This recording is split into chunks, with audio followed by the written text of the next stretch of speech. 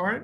Okay, so I'm going to mute everyone and get started, and then anyone who joins can just join us then. So mute all. All right. So thank you everyone for joining us. My name is Sara. I'm a general surgery resident, currently doing surgical oncology research at Memorial Sloan Kettering. So this journal club is part of an initiative of the American Albanian Medical Society to create an educational platform where medical professionals as well as the general public can interact. So far, we've had a tremendous effort put in by the medical students to evaluate medical literature and summarize it, and now they're going to have the opportunity to present and receive feedback. Through these journal clubs, we hope to benefit from the fact that our members have very varied experiences and areas of expertise, so we can all share that knowledge. I chose today's article specifically because it came at a time where healthcare resources were shifted to the COVID pandemic. Just a few housekeeping comments before I get started. The session is being recorded. It will be made available via email. We'll also send a survey out at the end of the session, and we'd love to hear your feedback, any ideas that you might have, any topics you might want to hear and discuss. And obviously, if anybody's interested in discussing any particular topics, please let us know. We're always looking for more presenters. And then if you are not already a member and would like to join, just visit the Albanian American Medical Society website for more information. And then I'd like to thank Dr. Malellari for being our moderator today, and I'd like to thank Michela for presenting the article. Before I let Michela go on to the details of the article, I just want to give a brief overview of acute appendicitis, mainly for the medical students who are on, and anyone who doesn't generally deal with acute appendicitis on a daily basis. So appendicitis is one of the most common causes of abdominal pain and one of the more common surgical emergencies. It has an incidence of about 7% or 10 cases in 100,000. And there's 250,000 cases of appendicitis reported annually, which translates to about 1 million patient days of admission. And of these patients presenting with acute appendicitis, about 60.5% of them will undergo laparoscopic appendectomy. Just a brief review of the anatomy. The appendix is a small outpouching of the cecum in the right lower quadrant. It has lymphoid tissue in the submucosa, which has made people think that it's somehow related to immunity, but there's no negative effects in patients who do undergo appendectomy. Its blood supply is derived from the superior mesenteric artery to the ileocolic, and then the appendiceal artery, which is in the mesoappendix. It's about 9 centimeters in size, and the appendiceal tip is most commonly found behind the cecum over here, but can also be found in the retroperitoneum or in the pelvis. The main cause of appendicitis is luminal obstruction, which ends up causing elevated pressure distal to the obstructed portion as mucus is secreted and gas is produced by bacteria. That progressive distension leads to venous drainage impairment, which in turn leads to mucosal ischemia and perforation. The most common cause of luminal obstruction is an appendicolith, fecal stasis, but also things like lymphoid hyperplasia, mainly in children, and potentially neoplasms or just impacted fecal material. The time to perforation varies, and the presentation of perforation also varies from a periappendiceal or pelvic abscess, and rarely to diffuse peritonitis. Usually antibiotic coverage is aimed at gram-negative bacteria and anaerobes, with the most common being E. coli, Bacteroides, Enterococci, and Pseudomonas. So patients with acute appendicitis typically present with some vague abdominal pain in the periumbilical region. This is due to the visceral afferent pathways. For the medical students, just remember that, always gets tested. And then the pain eventually localizes in the right lower quadrant. This is due to peritoneal irritation and somatic pathways. Patients will also present with anorexia, nausea, diarrhea, or constipation. And then some atypical symptoms will be flank or back pain or suprapubic pain, depending on where the appendix is actually located. In terms of physical exam findings, you can expect a patient to be febrile or tachycardic, but not necessarily. They'll have tenderness and guarding in the right lower quadrant, and the classic location there is at McBurney's point, which is 1/3 of the distance between your ACES and the umbilicus.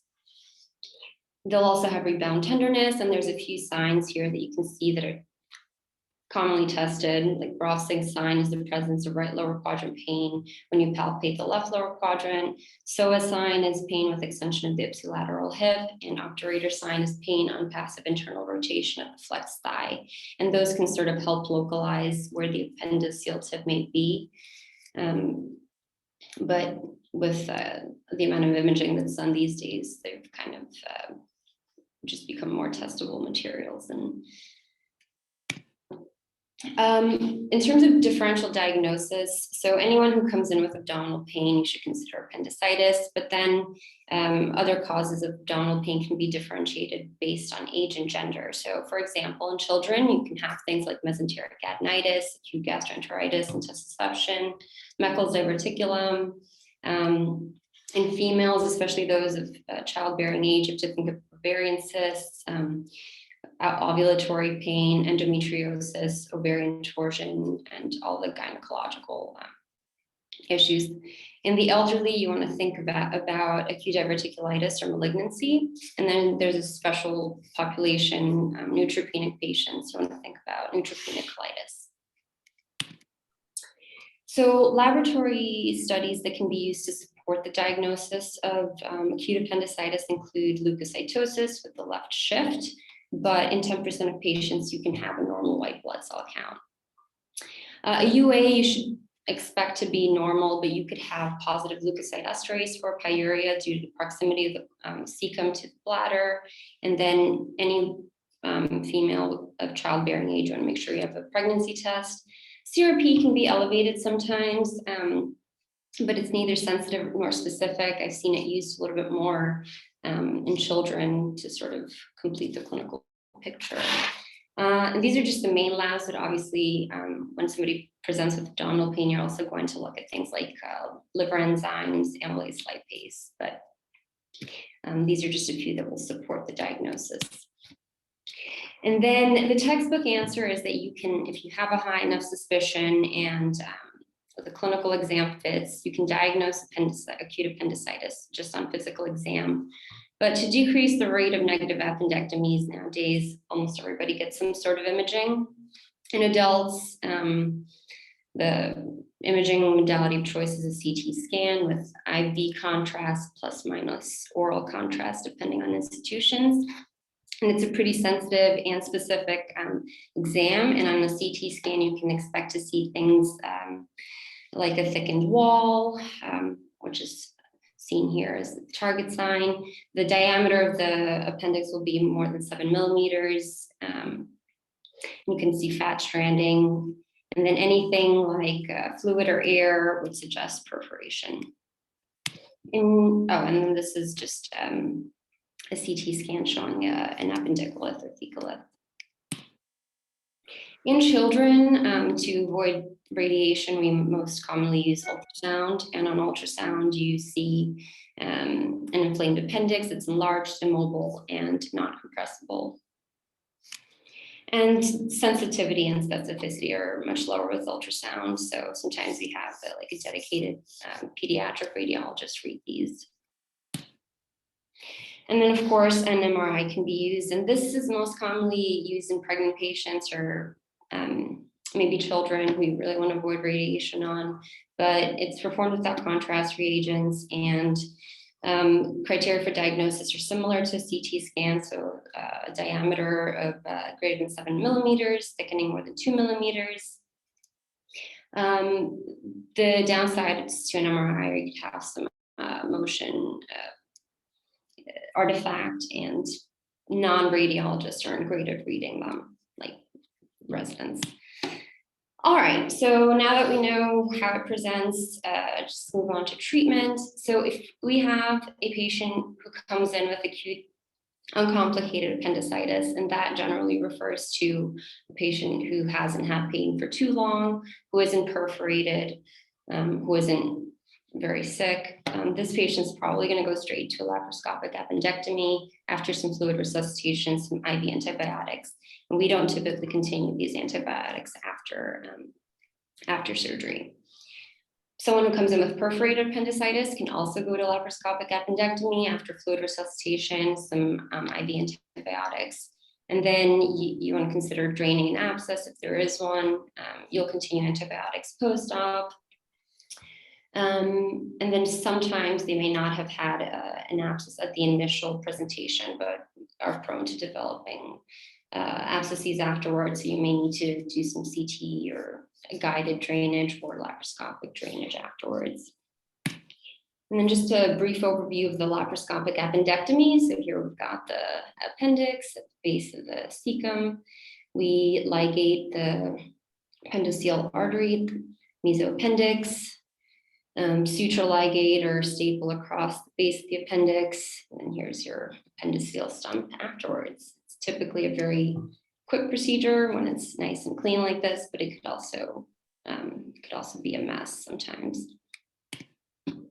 Now, a patient who comes in with a few days of pain, probably perforated beforehand. This is a patient who's a candidate who is going to have non-operative treatment. So they'll get a CT scan, you look for an abscess, either CT guided or laparoscopic drainage, antibiotics, and then an interval appendectomy. So that's one indication for non-operative treatment. And then the discussion of today's topic is going to be what do we do can we do non-operative management of uncomplicated appendicitis? So thank you very much. I'll stop sharing my screen and let Michela take over.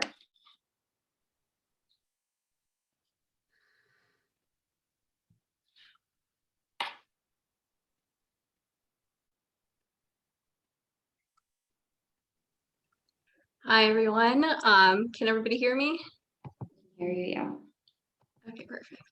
Hi, my name is Michela Manga. I'm a second-year medical student at Central Michigan College of Medicine. So thank you so much for having me. I'm really nervous, really excited. The journal that, or the trial that I looked at was called a randomized trial comparing antibiotics with appendectomy for appendicitis. And that Dr. Sara already went through, but there's the appendix. And then just some background information on the terms, again, not to belabor it, but we talked about the appendix. Another term I'll be mentioning is appendicolith, which is like you can have an obstruction of the appendiceal lumen, which will increase the development of acute appendicitis. And I have a picture of that on the left there under background title. And again, the current treatment, so the standard treatment for appendicitis right now is surgical removal of the appendix. So the purpose of this article, the researchers were investigating the option for treating those with appendicitis with antibiotics and to compare that to the current surgical treatment. This study is relatively new. It was published in November 2020. And what was unique to the study was that they included participants with appendicolith, which tend to be excluded in other similar types of studies that were done in the past. So the methods, initially they took a group of 1,552 adults with appendicitis and randomly split them into two groups of 776, one group receiving the surgical treatment and the other group receiving the antibiotics. They were English or Spanish speaking adults, 18 years or older, in emergency departments who had appendicitis that had been confirmed on imaging. And on the basis of previous trials suggesting that patients with appendicolith had an increased risk of appendicitis, they put those patients in their own subgroup. And then they had exclusion criteria, including like septic shock, neoplasm, perforation, Waldock abscesses, and things like. There's a few more exclusion criteria on the next slide I can show you. So here you can kind of see how they did that split. The arrow is at the 1,552 where they did the randomization. And you can see some of the other exclusion criteria like sepsis, pregnancy, and so on. So I'm going to bring your attention to this table. So this was the socio-demographic and clinical characteristics of the patients that were included. Notice the female to male ratio. There were about half as many females as males included in the study. Race and ethnic group, again, there were a lot more white participants than any other race, but notice that in the Hispanic ethnic group, they had a pretty good representation there. And some of these criteria here were very similar. So I just want to point out like the body mass index, duration of symptoms, Alvarado score, history of fever, and initial white cell count were pretty similar in both the antibiotics and the appendectomy group. So in the antibiotics group, they received intravenous formulation for at least 24 hours, followed by pills for a 10-day total course. They were hospitalized for the administration of the IV antibiotics or were discharged from the emergency department after they had received IV antibiotics for 24 hours or with 24 hours bioavailability. In the appendectomy group, they did laparoscopic or conventional or open surgical approaches. The technique was not standardized, but 96% of the appendectomy procedures performed were laparoscopic. And then the usual preoperative and postoperative care and discharge criteria were used. And then at the end, they were giving a survey at the 90-day mark again to look at those kind of secondary outcomes, which we'll talk about in a second. So here we are. The primary outcome that they were looking for was the 30-day health status, which was measured by the European Quality of Life questionnaire, so the EQ5D questionnaire. The secondary outcomes that they were looking for were the patient-reported resolutions of the symptoms, which were defined like absence of pain, tenderness, fever, or serious adverse effects, National Surgical Quality Improvement Program defined complications, visits to the emergency department, and so on. So there was an assumption of the mean score of the EQ5D of 0.9 plus or minus 0.12. They calculated a sample of 1,552 participants, which gave the trial sufficient power, over 82%, to rule out in-between group differences in the EQ5D score, as well as a small 0.05 points on the basis of follow-up for the data for 90% of the participants at 30 days. So if this trial is powered well, we're going to decrease the chance of having a type 2 error, so decrease the chance of a false negative.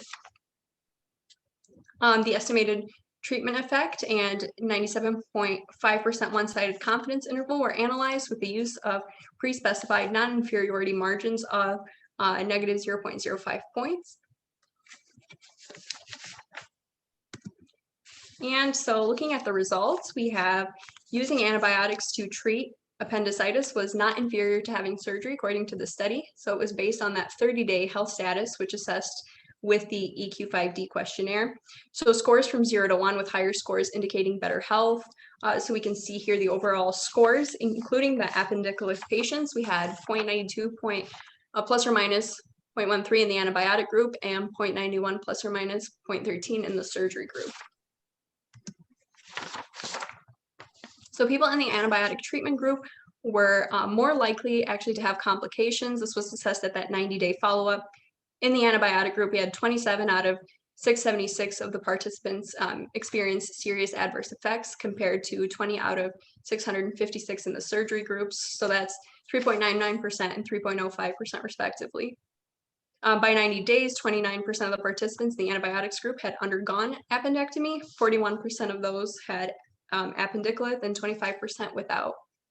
The higher risk of appendectomy and for complications in the antibiotic group was with those patients with appendicolith. So in the antibiotics group, nearly 3 in 10 participants ended up undergoing appendectomy by the 90 days. And there were more emergency department visits after the index treatments in the appendectomy group. So in the article, they mentioned an alternative perspective to that is you can think that 7 out of 10 participants avoided surgery that were in the antibiotics group. And the participants and caregivers that were in the antibiotics group ended up missing less work So the average being 5.26 in the antibiotics group and 8.73 days in the appendectomy group.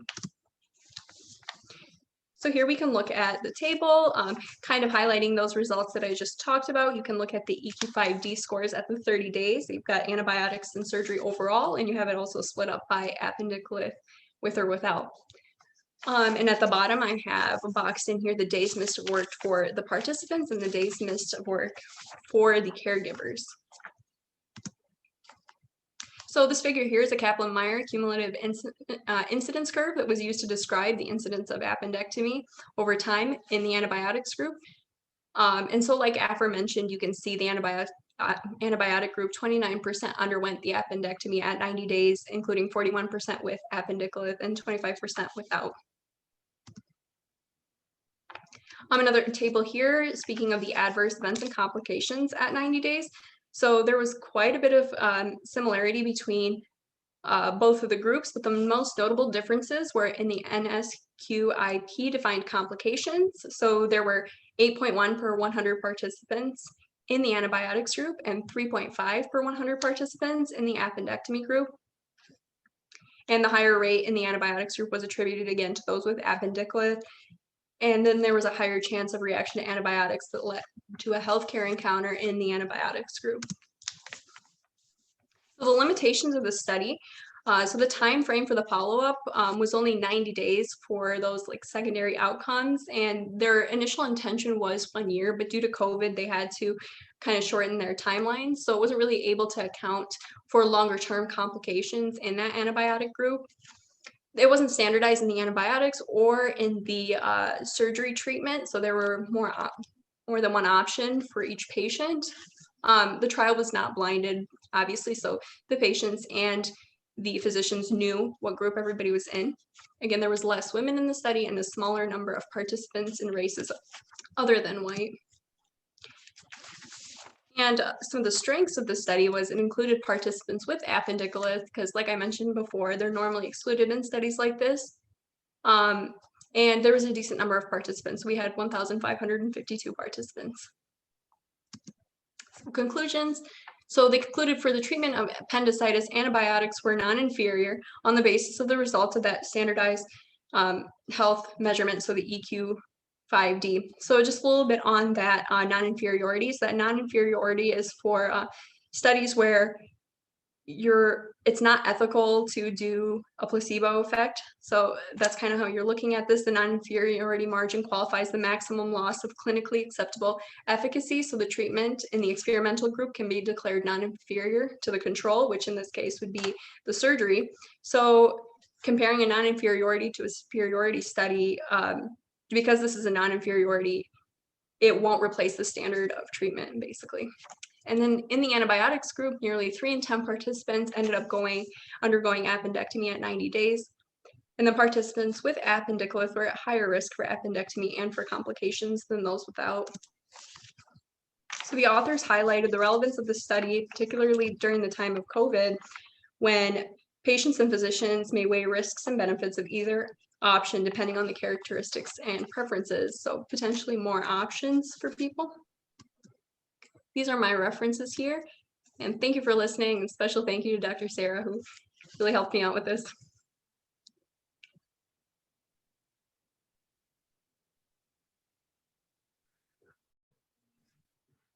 Okay, well, thank you, Michela. That was a very good presentation, very thorough and to the point. This is quite a hefty article, and as Sara mentioned earlier, appendicitis is a disease process that happens very frequently. You know, we do hundreds of thousands of this operations yearly in the United States, and it does involve, you know, hospitalization, and it does involve resources on the medical system. So it's important to always take a step back and realize whether we're still doing the right thing, right? How do we improve patient care, and also how do we more fairly and appropriately dispense some of the resources that we have, especially, as you mentioned, the current COVID pandemic that we're dealing with.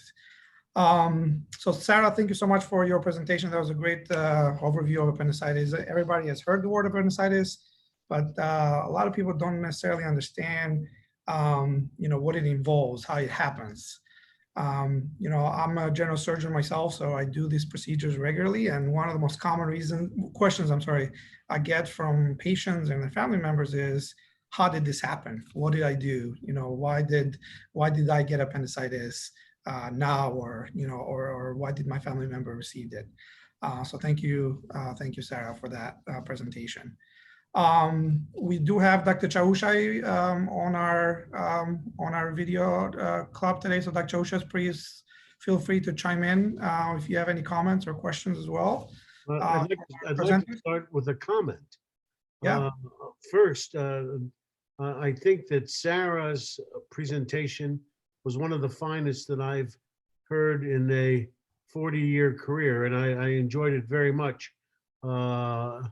As a professor of surgery, I don't get often asked to compliment people, but that was just a beautiful presentation. And Michela, spectacular. I mean, you're a second-year medical student. I can't wait to see what your presentations will be like when you're a house officer, resident, or an attending. It was really excellent. And I want to start there, how proud I am to be of Albanian descent and to listen to two such eloquent speakers who probably understand appendicitis better than I do. And it's just beautiful. It's beautiful to see. One of the things that we've learned at Hartford Hospital, which is a large hospital in dealing with appendicitis, in most of the patients that we see, since we serve a large indigent area of Hartford, come in late. So the patient that presents with a late presentation often has had symptoms for 4, 5, 6, 7 days. And we're often in a situation where we don't want to operate because the CAT scan does not look that it would be a friendly operation to perform. So we often try antibiotics and then convert rapidly to a procedure if we need be. Generally, if you have an inflammatory mass and you don't want to do an ileocecectomy because it's so inflamed, that's a patient you might want to strongly consider antibiotic therapy. And that obviously wasn't studied in this. But yeah. I think most of us, if we have an acute appendicitis, would do a laparoscopic appendectomy because it gets you back to work sooner. Many of the studies don't really look at the proper return to work. However, the non-inferiority, which was eloquently explained by you, I think I understand it for the first time, but that means you can do it and you can do it safely. And that is the key point of a non-inferiority study. And I appreciate your explanation. I hope I didn't ramble too much. No, that was great. Thank you so much, Chaushai. So, and those are actually very good point, right? So our current understanding of appendicitis is that it's a surgical disease, as Dr. Kryeziu mentioned. It's a disease that, whenever the diagnosis gets made in the emergency room, the next, call from the emergency room is to the surgeon or to the surgery service. And it is a surgical diagnosis. The question is it a surgical diagnosis for every patient that shows up in the emergency room, right? So that's really what this study is looking at. And this is the study done by the CODA Collaborative, which is the comparing outcomes between appendectomy and antibiotics for appendicitis. It's a very large study in 25 centers.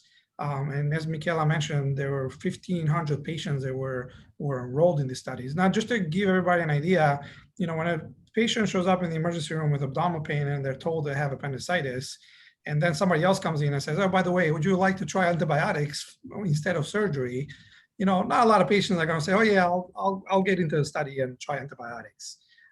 So just the fact that they were able to recruit so many patients is quite amazing.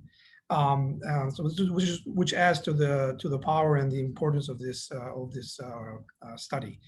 The question really comes to, did the study really achieve what they set out to do? And did it obviously add it to our knowledge, but did it make us maybe think twice about some of the recommendations we make to our patients and change our clinical practice? right? So those are really the main questions that I'd like to kind of discuss with you guys, and other physicians who are on board and have questions. I think you are going to stay on top of the questions that are being written. Feel free to to ask them. So the first question is the primary outcome, and Sara, please chime in too, and Michela. The primary outcome was the European questionnaire, basically the 5-dimensional questionnaire, right? That's basically checking how did the patients feel after being treated with one arm versus the other at 30 days. Did they still have the abdominal pain? Did they still have the fever? Did they still have GI issues? Did they still feel that the treatment was effective, etc.? And this study basically showed that providing this group of patients with antibiotics instead of surgery did not affect that questionnaire, meaning that the patients felt that they had the appropriate care that they would have had, whether with surgery or with antibiotics. Now, Michela was very good at mentioning at the beginning that there's some exclusions on this study. Not every patient that has appendicitis, will fit this mold that this study is presenting, right? So if patient has peritonitis, and as Dr. Chausha has mentioned, depending on where you work, you may see a lot of those patients. If patient has an abscess, if the patient has signs of sepsis, or if it looks like it might be a malignancy rather than appendicitis, even though you can't always tell on imaging, those patients were excluded from the study. So in those patients, this results don't quite justify the non-inferiority aspect of it. But in the patients that the study included, the antibiotics were reasonable treatment options for these patients. Except for appendicolith. Except for appendicolith, but they actually studied overall. So when they took the whole group, even with the included appendicolith, they still did reasonably well. Dr. Chausha is very right to point that out, because appendicolith led to almost 4 in 10 of those patients receiving an appendectomy eventually, right, within 90 days. Exactly. But if you look at that last slide that Michela put up, the Kaplan-Meier curves, if you saw those 3 lines, I don't know if you can pull that, if you guys can put that slide on the screen for everybody. The cumulative is about 30% or so received appendectomy. But if you look at the split between appendicolith and non-appendicolith being present, there's a big difference. You see that over there? So appendicolith is the red or pink or orange, whatever that looks like over there on top line. The cumulative is in the middle, and the blue is the no appendicolith CT. And as you can see, only about, close to about 20% or so of the patient without an appendicolith required surgery in 90 days. But almost 40% of those that had appendicolith required surgery, meaning that almost half of the ones that you treated with antibiotics eventually got surgery within 3 months. That's what that means. And Dr. Chausha mentioned appendicolith because it's such a big, clinical piece of information that we follow in these patients, but also because he hasn't actually been studied before. There's been other studies and articles and groups looking at appendicitis with antibiotics, but they have specifically excluded patients that have appendicolith, right? There was the APEC study that looked at antibiotics and appendectomy, and they saw a equivalent response, but they excluded patients with appendicolith. This study did not, which is more of a real world type of situation. The other questions or the other secondary outcomes, as Michela reported on the study, were, did the patients on the antibiotic study have more adverse events than the patient that had appendectomy, right? Then the study found that they didn't. They were fairly equivalent. Now, there were some individual issues between patients that were antibiotics, like drug reactions, et cetera, that you wouldn't expect after surgery, but they didn't have more adverse events. The complications were a little bit more common on the antibiotic group compared to the appendectomy group as expected, right? Because these patients still had a disease process in their abdomen. They did not get the surgical intervention, so they were treated with antibiotics. The one thing I think was relevant in the study was that these patients, the one that had antibiotic treatment, had more emergency room visits during their recovery process compared to the appendectomy group. And, you know, it makes sense if you think about it, right? So these patients would have, you know, more issues, questions, you know, remember that they were being told that their appendix is still there, right? They're given antibiotics for 10 days and then sent home, right? So every time they would have a little fever or every time they would have an extra abdominal pain, where would their mind go? My appendicitis is back, right? So they'll go back to the emergency room and be checked out and et cetera. So those patients did have more emergency room visit than the appendectomy patients.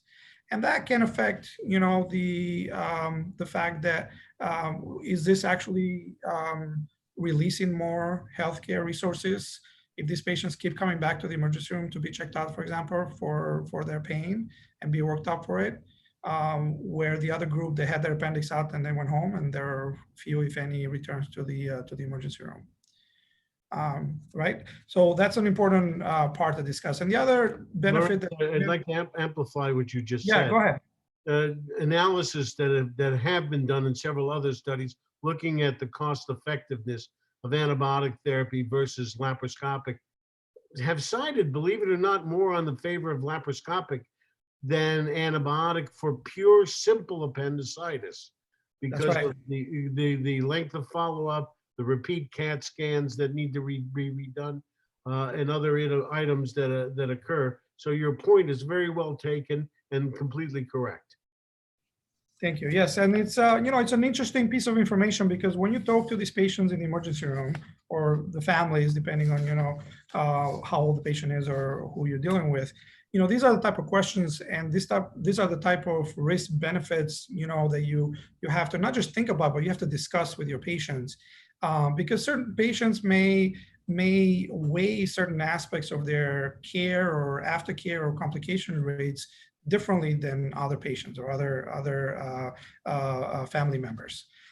So another aspect that was brought on, or that the study showed that patients who were treated with antibiotics had less missed work days, and that also included their, I think there was a family member or healthcare support people that they had. And that's an interesting, you know, piece of information, right? So if you actually look at the numbers, they reported that the patients who were on the antibiotic group had missed 3 days less of work than the ones that had appendectomy. I was a little surprised to see that, and I'm sure Dr. probably feels like, because I would expect patients who are had their surgery to be back to work a lot sooner, actually, than the ones that will be on antibiotic. But you know, this study shows that they didn't, and that is, the result actually is significantly different statistically. So it wasn't an aberration per se. And you know, some people may find 3 days of lost work significant.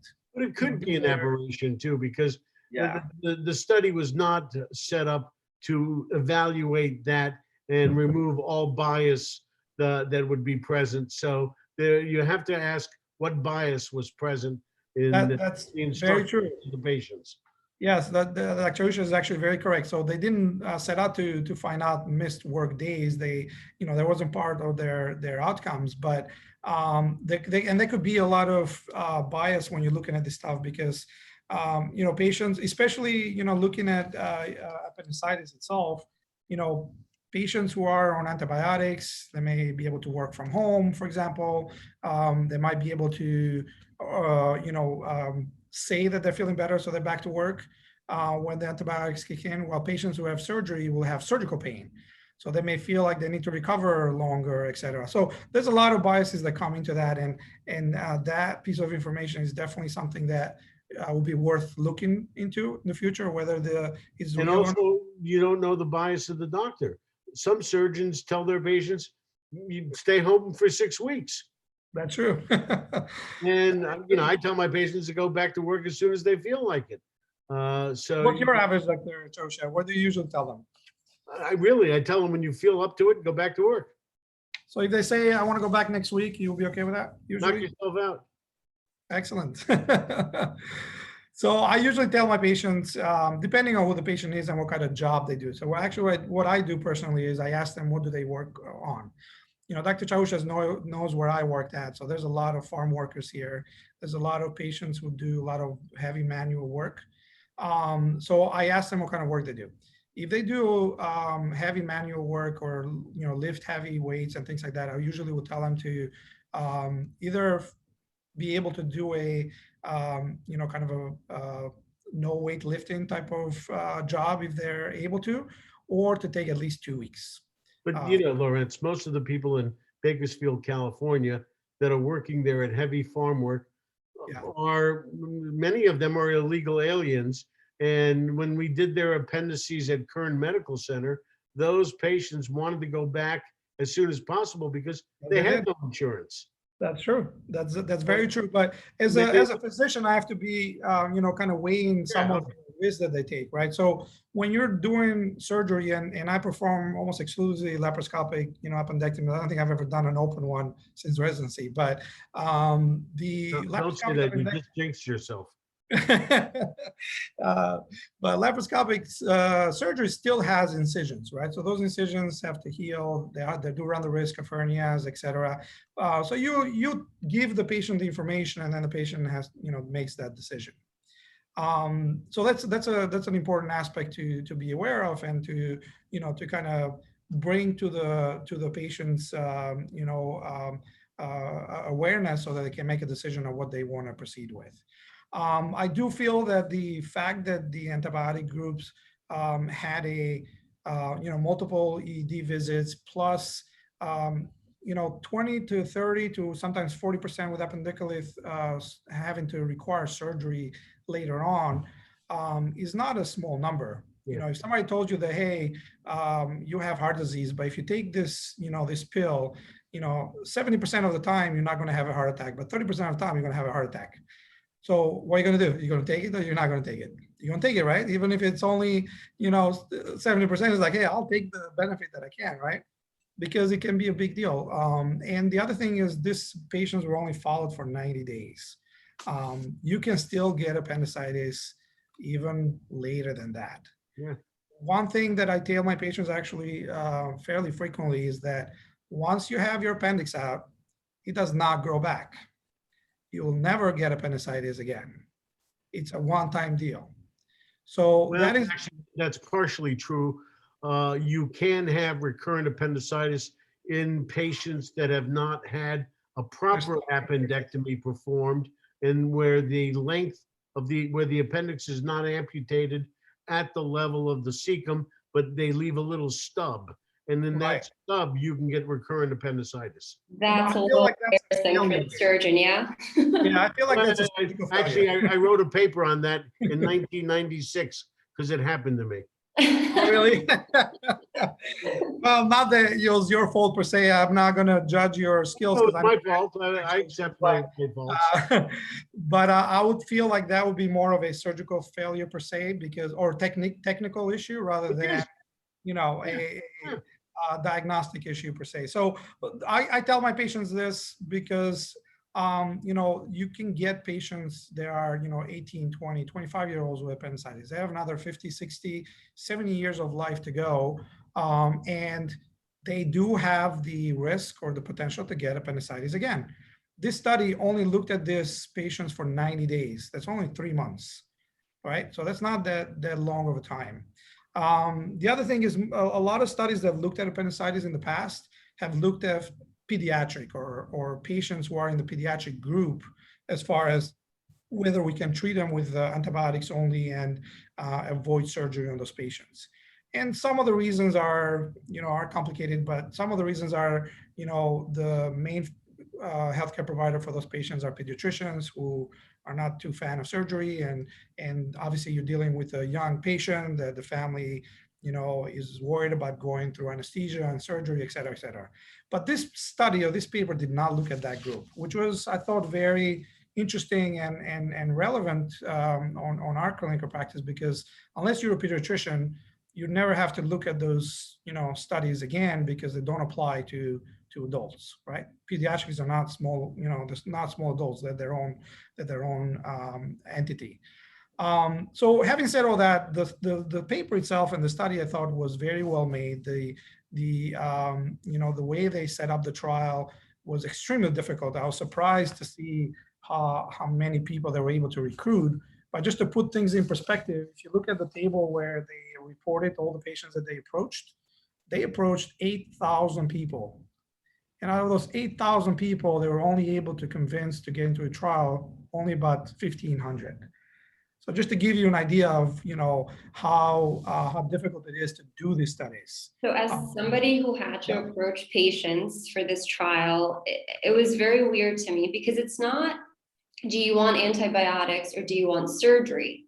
Because you have enough of those patients who will make their choice. The question here was, will you allow a random, computer program to decide whether you get surgery or antibiotics? And I think that was very difficult to do. Yes, absolutely. And I mean, put yourself in that position, right? You're showing up to the emergency room because you or your family member has, fever, severe abdominal pain, they're vomiting, they think they're dying because they always usually feel like they're dying.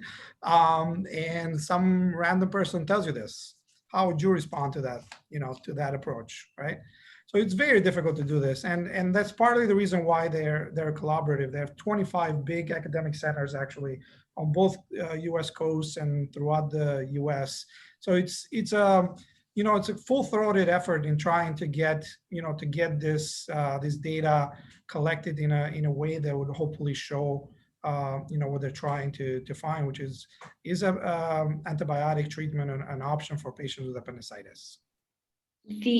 The other interesting part that I found is they noted that 47% of their patients who had antibiotics were not hospitalized for the antibiotic treatments, which I found really weird because I never sent any patients home who had acute appendicitis on oral antibiotics. They always came in for a day or two until their pain improved, which is why I used to tell them, hey, if you have your appendix out, we'll do it today. You go home later in the day or maybe tomorrow.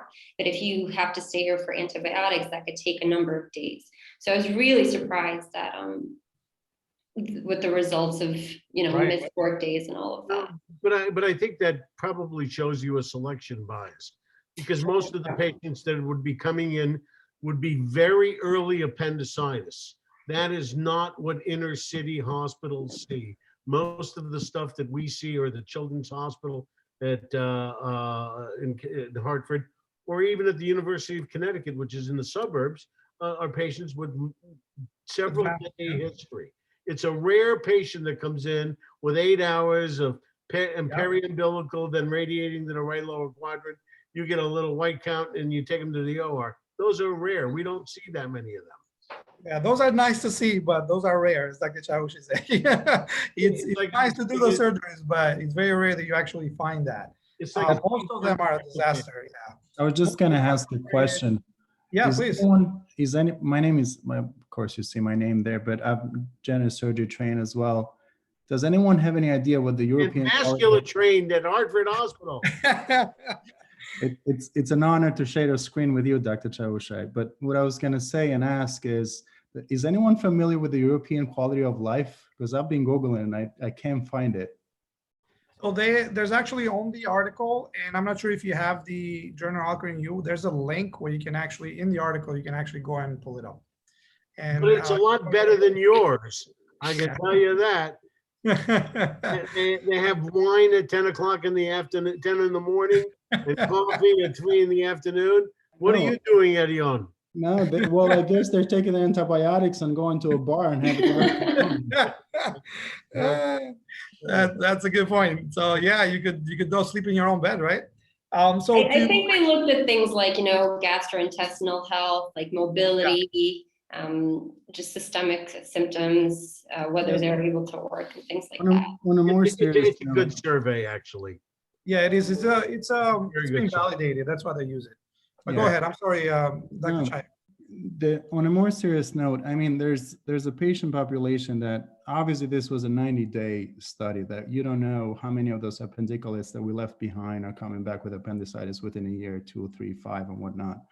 But I'm worried about the patients that come with appendicitis 40 years and older that you could potentially leave something bad behind. You know, especially someone who has, you know, first-degree relative, a colon cancer or colon malignancy. That's one thing that needs to be taken into consideration. The other thing is how long they've been treating with antibiotics and what kind of antibiotics were they used. It seems like they all were PO regimen, but for how long and what kind of antibiotics? Yeah. So in terms of your first question, I think that's actually probably one of the most important questions that I think about. And I mean, I'm a colorectal surgeon like Dr. Chaushai, so colon cancer is kind of near and dear to my heart here. But the patients who are older, probably 4 years and older that get appendicitis, they should get screened for colorectal cancers even before or after they have their appendix treatment done. And the reason for that is because you can have polyp, a mass, something else in the cecum causing the blockage of the appendix and causing appendicitis to show up, or lymphadenopathy, which can cause appendicitis as well. So the screening is very important. Obviously, they don't cover that here because, we don't know if they send patients to get screened for colonoscopies after, the 90 days were over or, any of that stuff. But that's because it wasn't the goal of the study, right? They weren't trying to figure out. They did find though that in the antibiotics patient who ended up getting appendectomies, they actually found 9 appendiceal neoplasms, and then I think it was 7 in just the appendectomy group. Right. Or was it? No, it was the other way around. I apologize. It was 7 in the appendectomy group, 2 in the. You're going to find something. Still, it's 2. And it's the, it's part of what Dr. Chaushai and myself were talking about earlier, that, the appendix, will still live in there, right? If you treat with antibiotics, you're not really removing it. So you can either get appendicitis or malignancy, even if you didn't have malignancy when this happened, you can get it in the future. Again, the risks are low, but it's there. I know what I tell my residents, and we see a large number of appendicitis every day.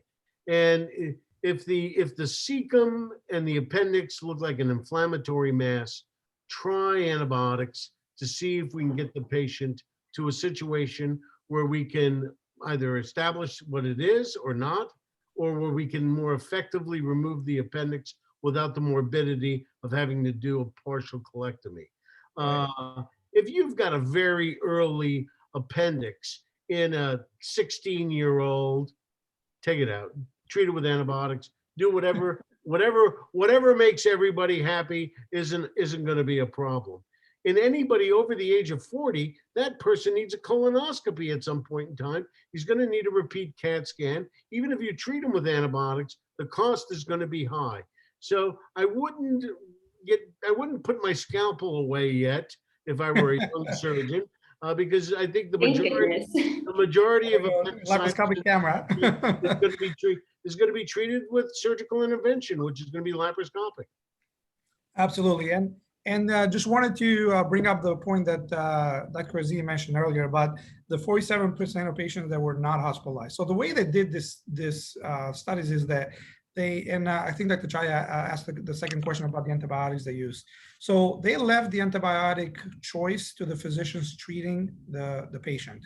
So they didn't have a setup for what antibiotics to give these patients on the study, which is really, kind of what happens in real life. Different, let me put it this way, different regions of the country will treat appendicitis with different preferred antibiotics or whatever. The point that they made was that they gave the first 24 hours of treatment IV antibiotics. Now, that could be an antibiotics that was given once a day and it had a bioavailability for 24 hours, or several doses of antibiotics that would last for 24 hours. So some of these patients did stay in the hospital for 24 hours, but they were in the emergency room. So they were not admitted to the actual floor. And this, kind of interesting part of this, which was not really part of the initial, study criteria, but this piece of information is where they bring up when they talk about whether this can be used to reduce some of the hospital admissions in the COVID era. When you have no beds to admit patients in, because you have floors of COVID patients and other floors of patients with other medical issues, and can some of the appendicitis patients maybe not be admitted to the hospital if they don't have surgery and be treated with antibiotics? I think it's a bit far-fetched, in the grand scheme of things as a benefit. But that is, it's an interesting topic to discuss, even if it's just academic, in a manner of speaking. I read that COVID closed. It seemed like the study was started before COVID started, and then they added the COVID, argument to the study. It seemed to me that way, because it intended to last greater than a year, which would have given, a better insight on the study itself. But I see what you're saying. We're living in the times of the pandemic. Just for argument's sake, what percentage of the patient that you treat, you send them home with antibiotics? For appendicitis? Yeah.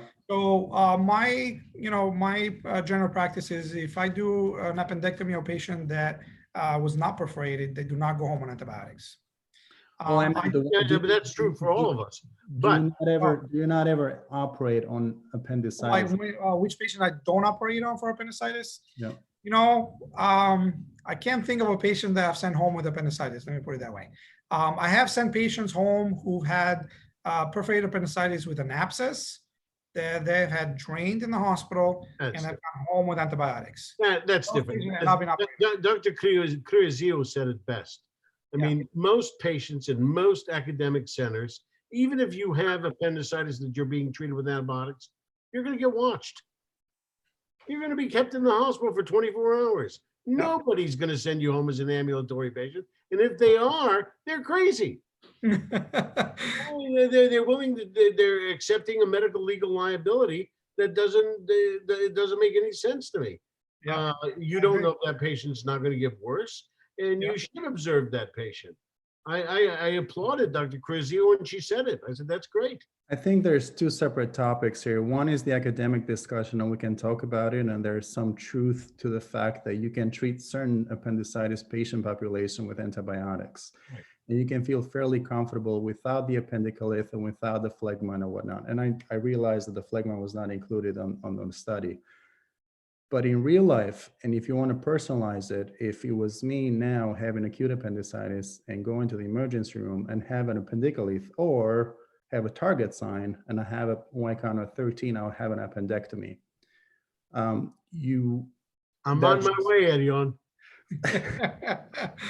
That's just me, and there's, again, I like the conversation. I like where the argument is going. It incites all of our research capabilities and whatnot. But when I was a resident, there were a study like this with certain antibiotics, and you had to send them home with 2 weeks of antibiotics. And it was very hard, at least I found it hard, to convince someone that, take antibiotics and go home. And I commend those that have recruited these patients and have, send them home with antibiotics, because it's hard, especially to convince the parents more than the kid himself. But it is very hard, and it is, it's technically is not the standard of care now, right?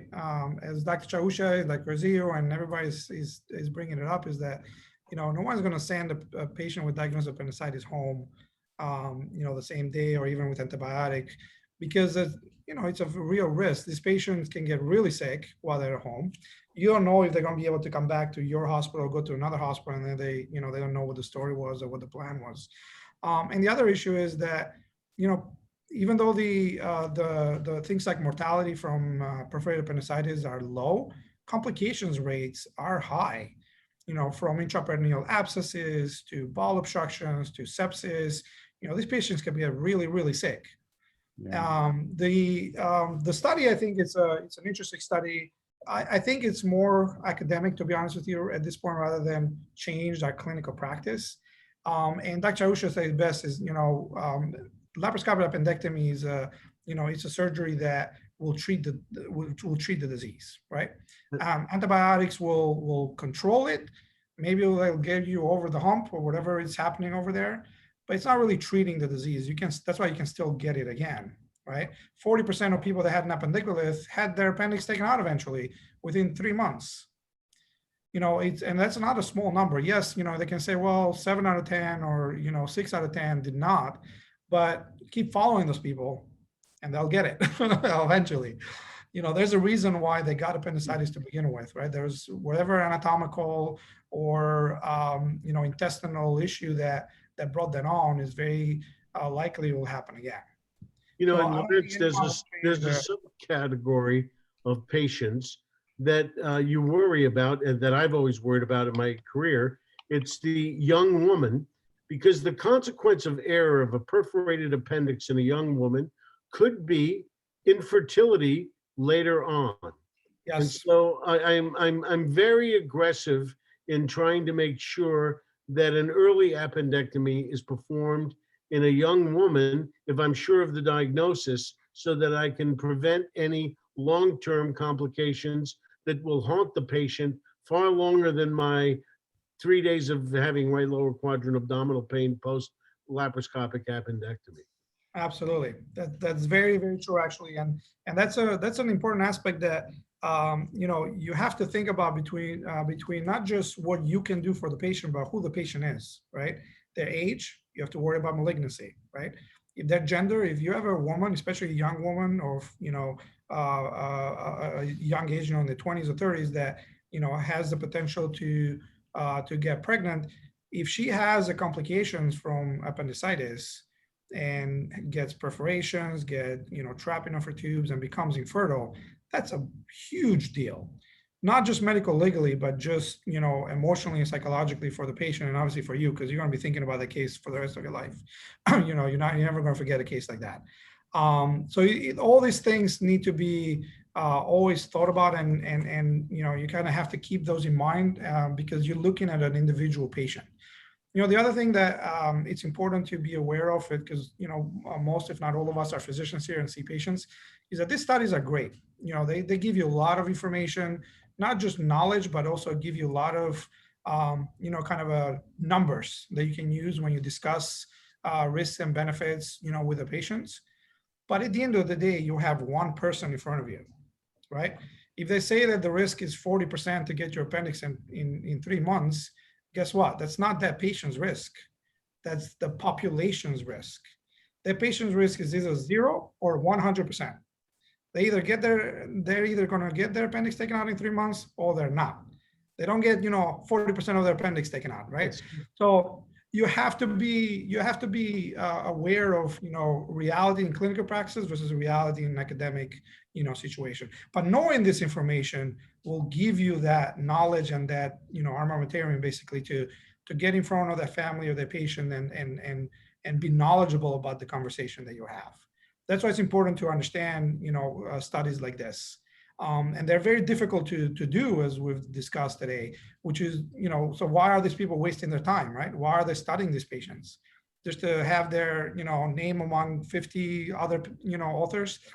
No, it's because they want to get answers on these questions so that we can either improve, change, or make, adjustments to our clinical practice so we can take better care of our patients.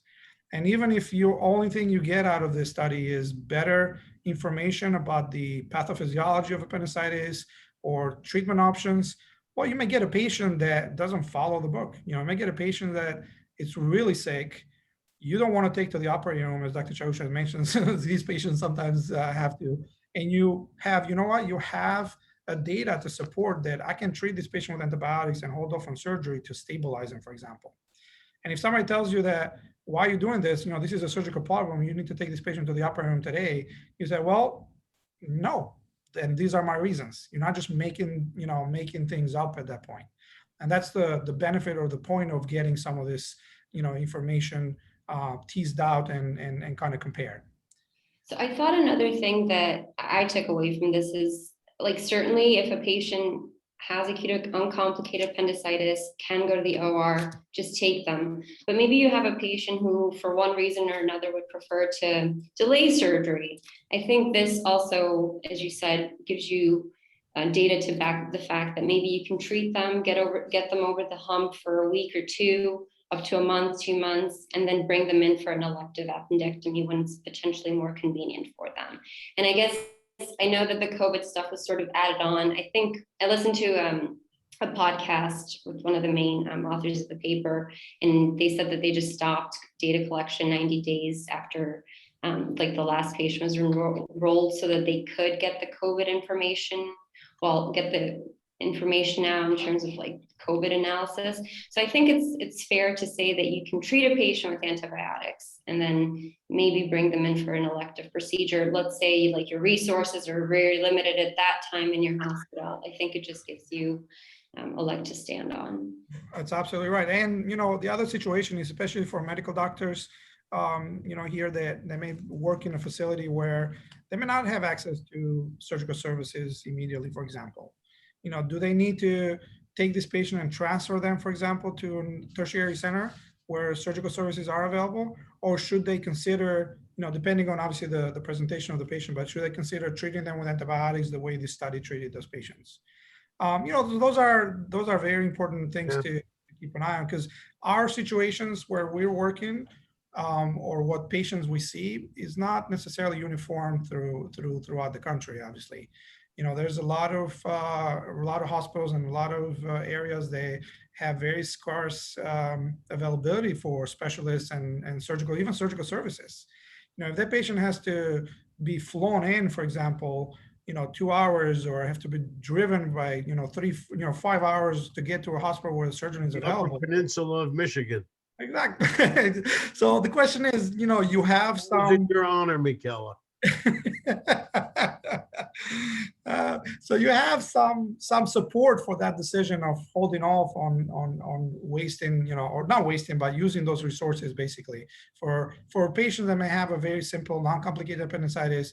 This paper supports you giving that patient antibiotics for 24 hours and sending them on pills or pure antibiotics for 10 days. With the understanding to both the patient and the family that, these are the risks that, we found looking at this treatment option. And then, obviously things will depend from where the patient comes from, what their fears and issues are. But again, you have data, you have information on a very well done paper on a very difficult topic, really. We think of appendicitis as an easy disease process, but it's a difficult topic to study because it's such a common disease that's being treated, similar or the same way for decades now. Well, this was a great discussion. Does anybody have any other questions? Let's Do ask. we have anything on the written questions? Sarah, I don't know if you can see it. I don't think so. Anybody wanna? Yeah, I don't see anything here. Okay, I don't know if it only shows up on yours or Jürgen's, but okay, well, maybe we can wrap it up then. It was a really good presentation. Good job. Keep it coming. Yeah, thank you, Dr. Malellari. Thank you, Michela, Dr. Chawushai, Dr. Chai. Thank you so much for joining. I hope that you will all continue to join us. We're going to have, not only surgical topics, obviously. So I welcome any suggestions so that we can make this somewhat more, useful for you. And we'll continue to have these talks. You can also look out for some article summaries that the medical students will be putting out, some novel articles that our team is also putting together. Yeah, thank you very much. Congratulations on Sarah, well done. Very well done, Sarah and Michela. Thank you very much for all your work. You guys were excellent. Thank you. say hi to Julio. Will do if I run into him. Thank you. Thanks, Achoshe. Bye-bye, guys. Good night, everyone. Thank you. How do I leave? Oh, there.